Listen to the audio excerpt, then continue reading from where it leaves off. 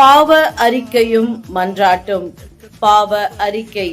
உபாகமம் 28 அதிகாரம் 30 பெண்ணை உனக்கு நியமிப்பாய், வேறொருவன் அவளுடன் சயனிப்பான்.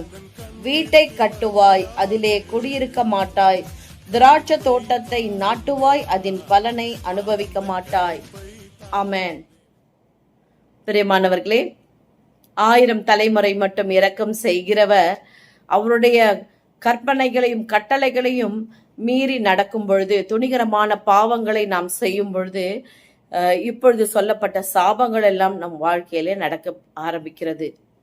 பாருங்கள், நமக்கென்று நியமிக்கப்பட்ட வாழ்க்கை துணையை வேறு ஒருவர் அனுபவிப்பது எவ்வளவு கொடுமையான காரியம் பாருங்கள். அந்த பாவத்தை செய்கிறவர்களும் மிகுந்த சாபத்தை உண்டு பண்ணி கொள்ளுகிறார்கள். அதை பறிகொடுத்தவர்களுக்கும் சாபம் அவர்கள் வாழ்க்கையை சூழ்ந்து கொள்ளுகிறது. இப்படி இருக்கிறபடியினாலே நாம் அவருடைய வார்த்தையை அசட்டை பண்ணாதபடிக்கு, அதை அற்பமாய் எண்ணாதபடிக்கு மிகுந்த கருத்தோடு, ஜாக்கிரதையோடு, ஞானத்தோடு, கர்த்தருக்கு பயந்து, எந்தெந்த காரியங்களிலே உங்களை சீர்பொருந்தும்படி கர்த்தர் உங்களை அழைக்கிறாரோ, உங்களுக்கு நினைப்பூட்டுகிறாரோ, அந்த காரியத்திலெல்லாம் நீங்கள் கர்த்தருக்கென்று வைராகியமாய் உறுதியாய் நிற்கும் பொழுது நிச்சயமாக இப்படிப்பட்ட சாபங்களிலிருந்து கர்த்தர் உங்களை நீங்களாக்கி ரட்சிப்பார். இப்பொழுதும் நாம் கர்த்தருக்கு பயந்தவர்களாக, அவருடைய வார்த்தையையும் வல்லமையும் நன்கு உணர்ந்தவர்களாக நம்மை தாழ்த்தி பாவ அறிக்கை செய்வோம்.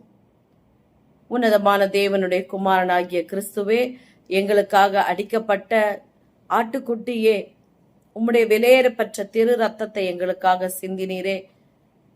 உம்முடைய வார்த்தையை அசட்டை பண்ணி உம்மை துக்கப்படுத்தி எத்தனை முறை நீர் கடிந்து சொல்லியும் ஆண்டவரே, அத்தனை முறையும் இடறி இடறி இடறி உமக்கு விரோதமாய் பாவம் செய்து எங்கள் பிடரியை கடினப்படுத்தி ஆண்டவரே, உமக்கு விரோதமாய் செய்த எல்லா பாவத்தையும் துணிகரத்தின் நிமித்தமாகவும் ஆண்டவரே இப்பொழுது மனம் கசந்து முற்றிலுமாய் எங்களை தாழ்த்தி ஒப்பு கொடுக்கிறோம் தகப்பனே.